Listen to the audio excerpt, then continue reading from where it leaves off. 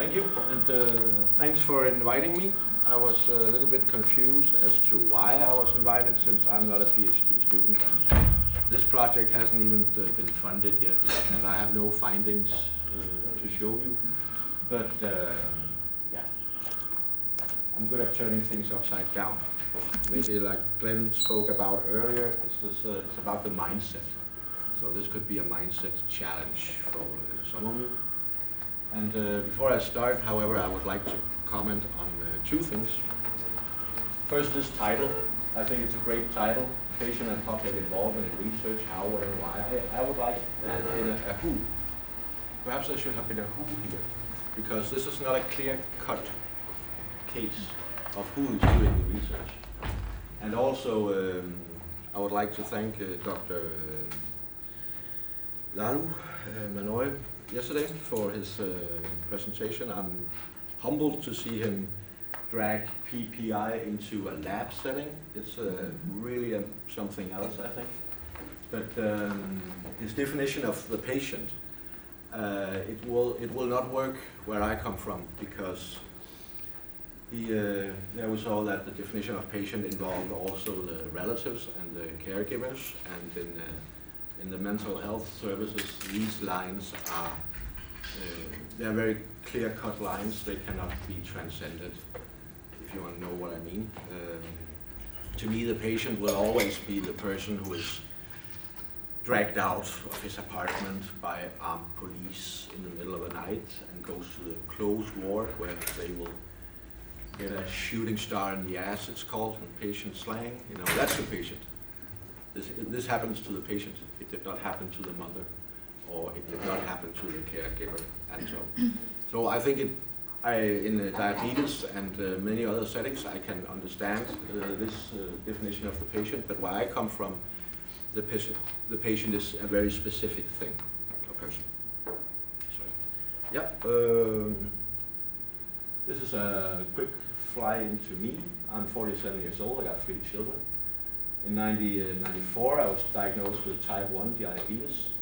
In 1998, I was diagnosed with schizotypy, I think it's called, and it was later changed to schizophrenia. And since then, there were all kinds of several substance abuse diagnoses and somatic disturbances. It's difficult to live with these illnesses all in one. You know, if you have schizophrenia, it becomes very difficult to manage your diabetes. So there's something with my eyes, and I'm impotent, and with my feet, there's something wrong with my feet. They're difficult to feel. Do we need a microphone? Can you hear, Søren? Mm-hmm. It's okay. Okay. And then I got married, and I think this probably saved my life. There was always insulin, there was always food, there was a house and stuff like this. We had children, there was a reason not to drink and stuff like this. I got my degree in 2009. It's in the humanities, it's in literature, so you don't have to study as hard as if I... That was a good thing. And back then they didn't throw people out for not attending. Otherwise I would have never gotten it. And then I got a job. I was hired by the mental health services of the capital region of Denmark to be a peer worker or something like this, you know. Sit in a closed ward where people smoke, and you give hope and strategies of how to deal with your life and stuff like this. And then from 2019, I co-founded the MaskineMaskine Amager, together with a friend, and I've been running that ever since. And we are an unforeseen benefit of the psychiatry, the mental health services. They made a strategy of user involvement and recovery orientation, they call it. And then they happened to lend 600 square meters to me and Nikolai so we could make this, and they didn't expect to, what we have done with it, they could never have expected. So now we are Scandinavia's largest and most advanced, truly patient-governed place. We are 100% patient-controlled. There are none above us or beside us.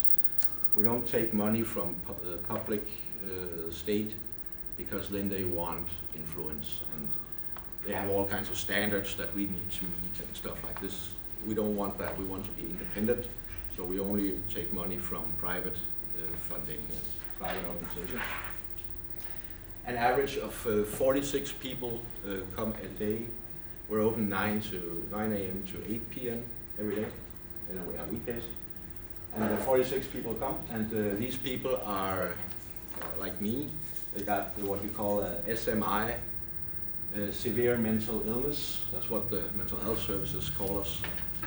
Severe mental illness, and then of course the accompanying challenges such as substance abuse and homelessness and legal precautions and somatic illnesses. And then we almost all of us have experience with coercion, which exists in the mental health services, and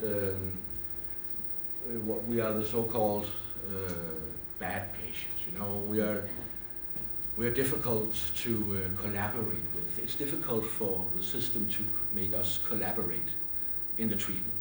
Mm-hmm. Also many times because we don't feel that we are ill, or we don't think so, stuff like this. And then diminished levels of functioning. I have those as well. I'm very good at something, and at other things I'm extremely bad. So, and I was actually just going to show it to you, I think. And then I will talk a little bit. This is just to give you an impression of what it's like.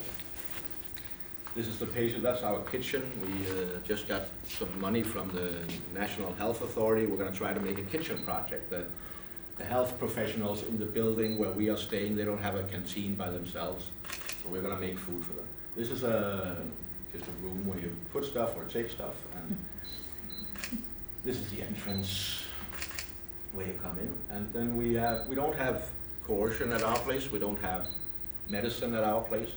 The only things we have are creative activities of all kinds. And this rule of the house, we give more than we take, then we will receive more than we give. That's pretty much the spirit we try to run in it. And then the standards, you know, no drugs, no weapons and stuff like this.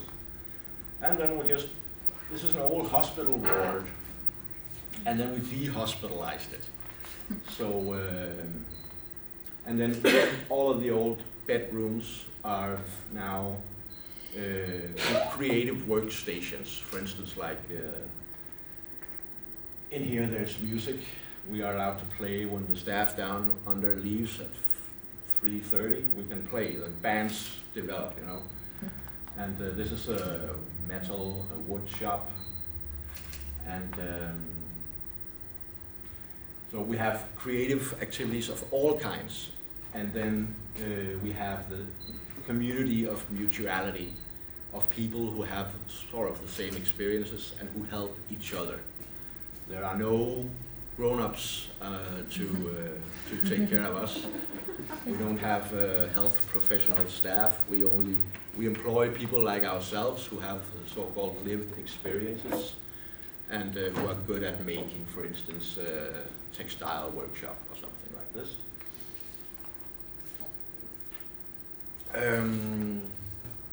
Yeah, and we've been there for like 6 years. And this recovery orientation I spoke about, that the system tried to implement, this is another kind of what they had intended, or what they had thought that their recovery orientation would lead to. You know, that recovery orientation put the patient in the center and make his or her dreams and wishes for his future work from these things. And then what's here, they actually gave the patients a place. We don't pay for rent, we don't pay for heat or electricity and stuff like this. And then this, it's supposed to be a friendly atmosphere. In the public services in Denmark, everywhere you go, furniture has to have the same surface in order to accommodate cleaning, for instance, like this. Everything has to be lifted 60 centimeters above the floor, so the floor washing machine can drive there easily and stuff like that. The public services are not very good to make a place homely, to feel like home. Actually, some would say that they are very good at making impersonal places. And our place looked like this because we would actually like something different. You know? We would like to have a place that this feels like home to people, and for some people it really is. It is like home. Okay, I think that's pretty much it. I could speak a lot more about this. This is just to give you an impression. And then 46 people a day is actually quite a lot. Okay. So, in our time we've had some experiences, and I will mention these 4 of them. And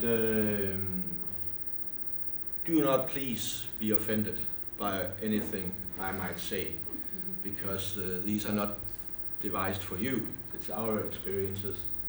And the first one is what we call attack of the leeches.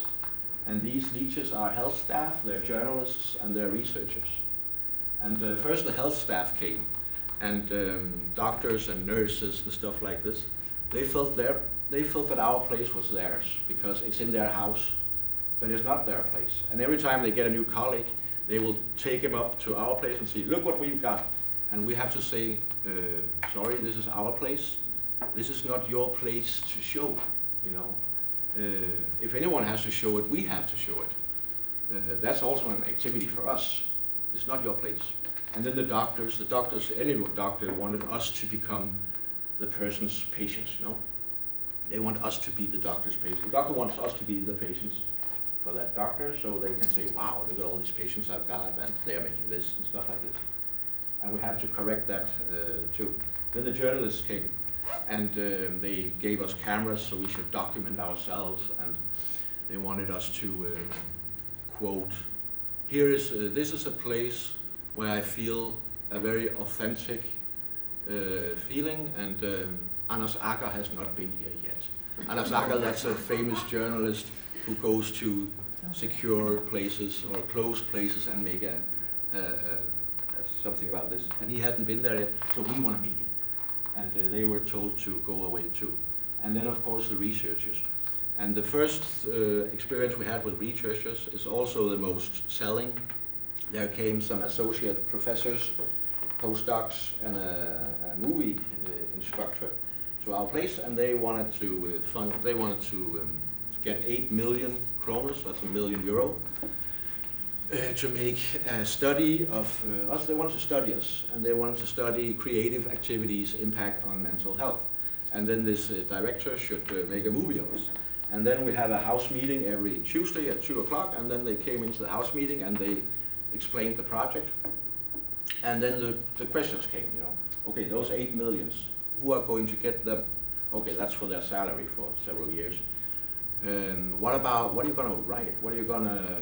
How will you do it? What about mythology? What about, they would do everything. We were not supposed to be involved in that. And then this movie director, we asked, are we going to have a say in what you make, in the movie that you make of us? No, but she was the professional. They were supposed to be the professionals, and we were supposed to be the patients. Okay, what about these, when things are sad, are you going to put those in? Well, that's for her to decide, and stuff like this. And then the final question, why don't you teach us to make movies? Well, they hadn't planned that. That was not part of it. And then we told them no.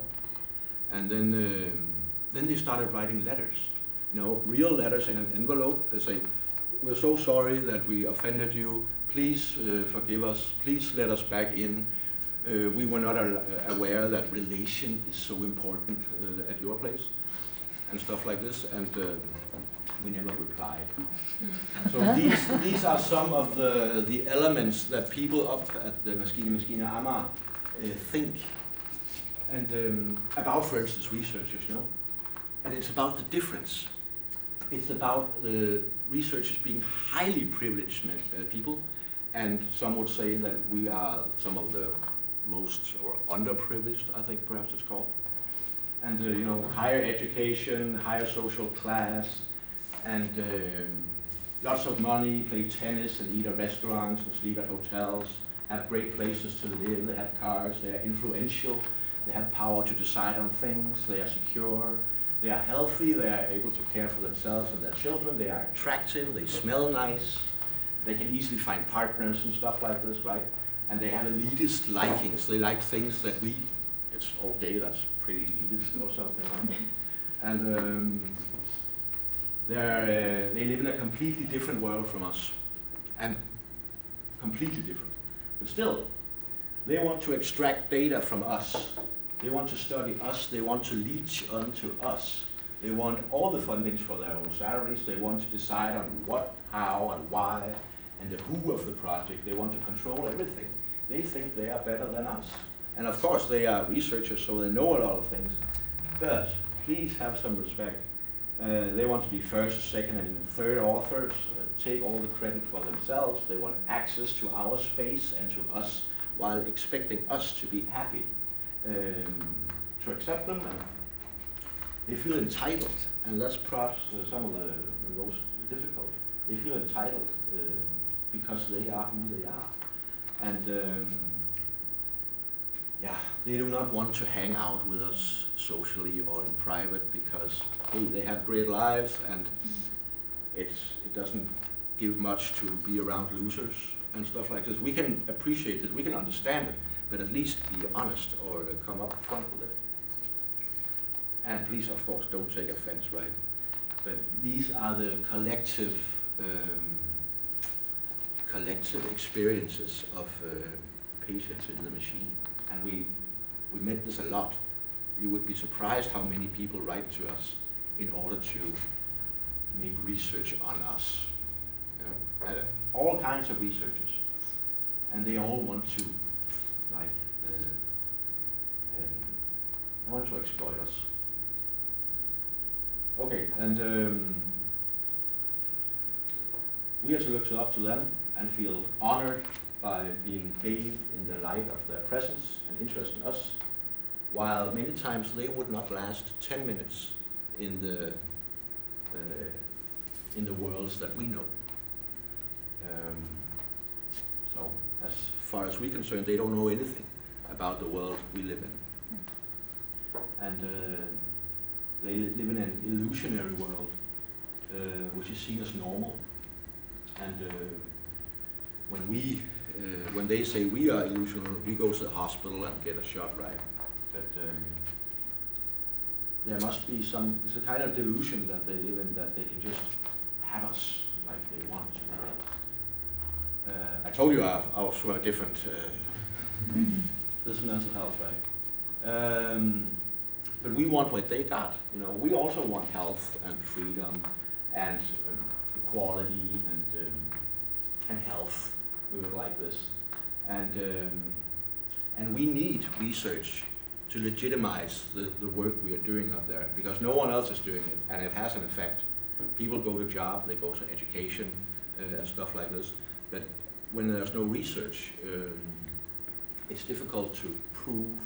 You know, people don't go to hospitals as often because they come to our place instead. All these things. And we need to somehow make research about us to fund ourselves. And a lot of money is located for research. It's not located for running a place like we do in practice and in real life. It's located in the research department. So I think we need to tap into that. We need to get just a little bit of that money in there. So, and that's why, yeah, that's one of our experiences. So, of course, there are no things without exceptions. We did one. We let us become user involved once, and it was worth it. It was worth it. It was a good topic. The felt difference between physical holding and mechanical restraint.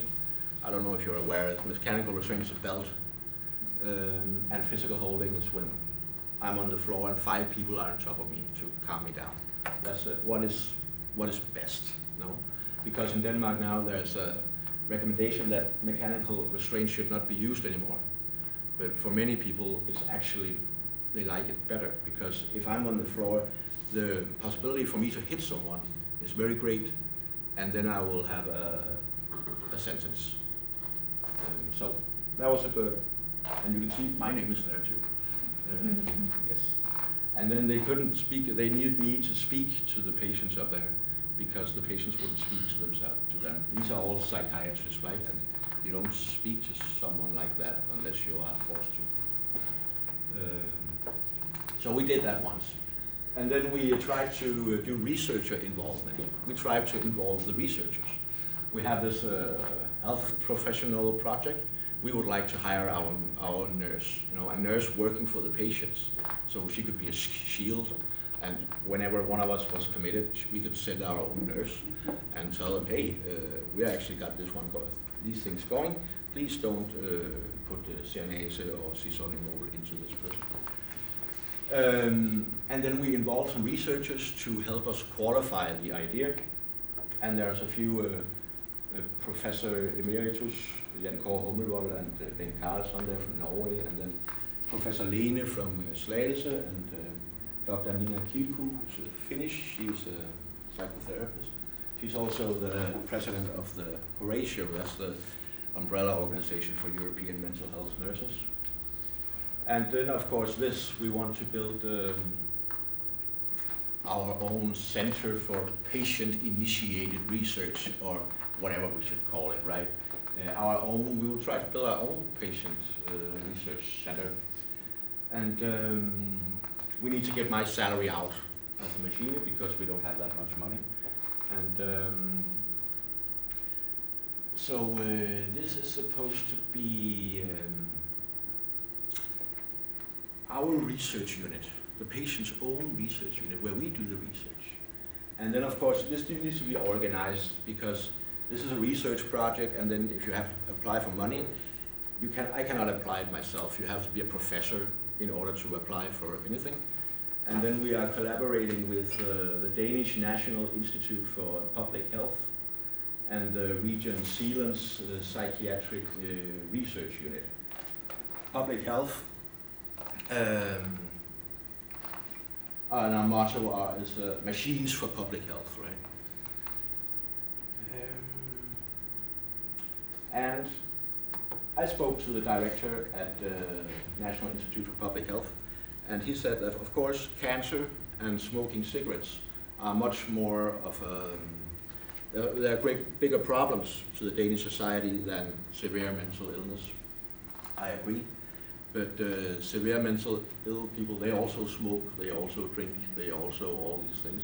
We have usually many illnesses at the same time.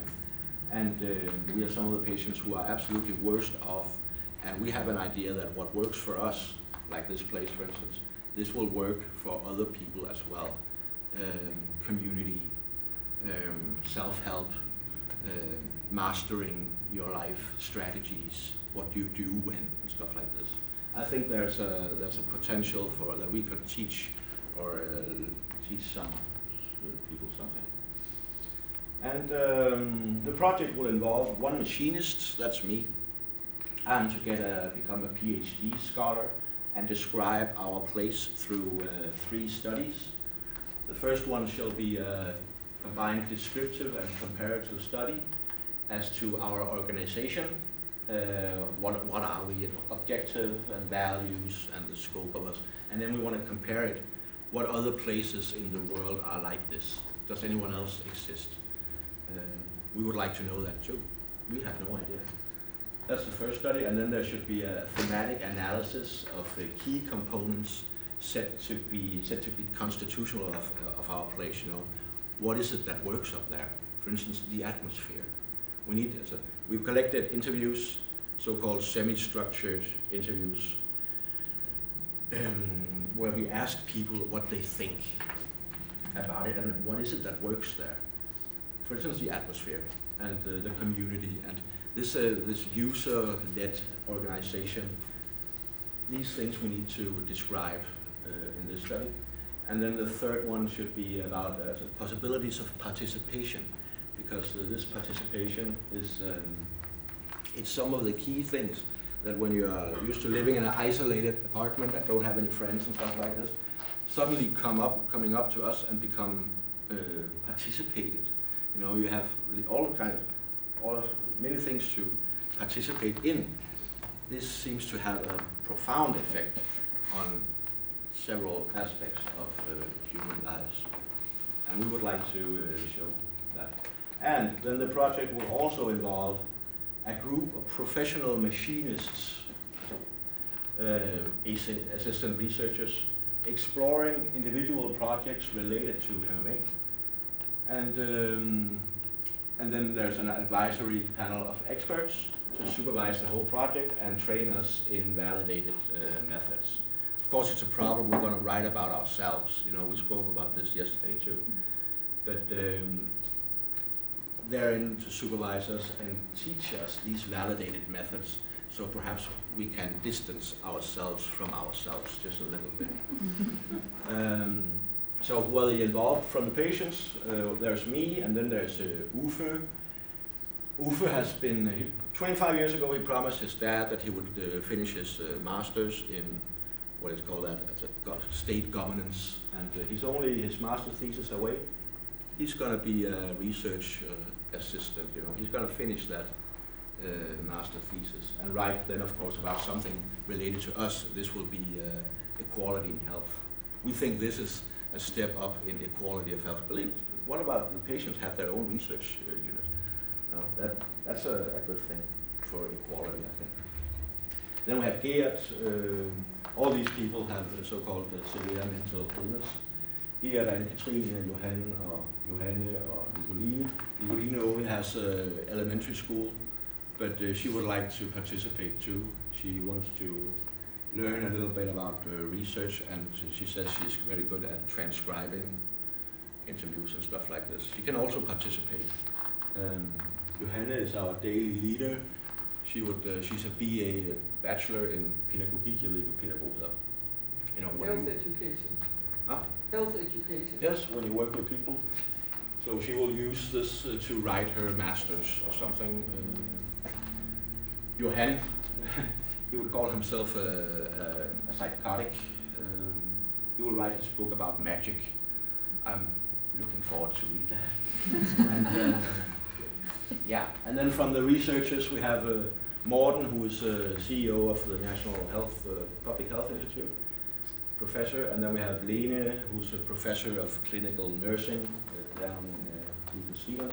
We have Jan Kåre Hummelvold again, who's also a honorary professor in mental health nursing, and Lauke, who has been participating in making this arrangement for you, and then Ingrid, who is down here from the DDEA. So that's and then cost-benefit analysis. The project would last 4 years and cost 4 million Danish crowns. That's €500,000 in total.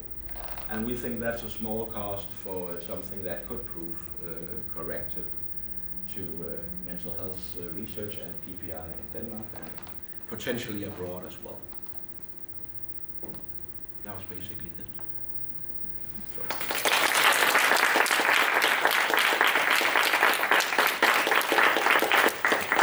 So thank you very much. And just as in the other talks we've had, could you, in your small groups, discuss for a minute what you've just heard, and if there's anything more you would like to hear from Søren about his ambitions? Yes, you can ask. Yeah. So take a few minutes. Get small.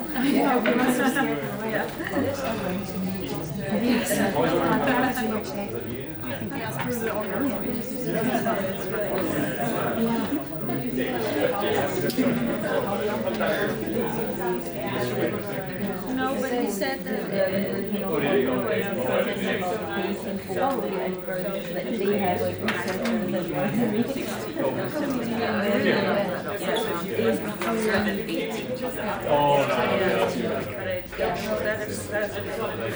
first slide you were pointing ago.